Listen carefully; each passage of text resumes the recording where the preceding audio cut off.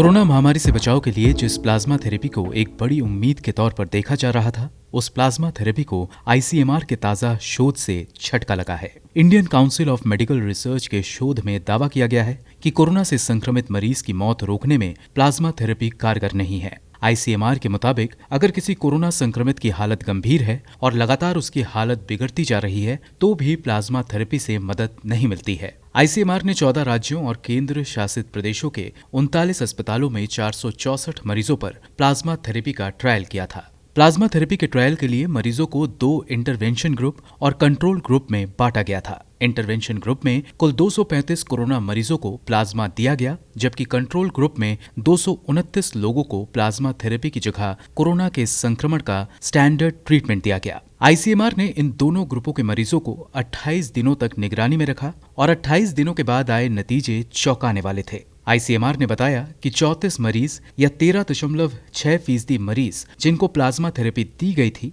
उनकी मौत हो गई, जबकि 31 मरीज या 14.6% मरीज ऐसे थे जिन्हें कोरोना का स्टैंडर्ड ट्रीटमेंट दिया गया, यानी जिन्हें प्लाज्मा थेरेपी नहीं दी गई थी, उनकी मौत हो गई।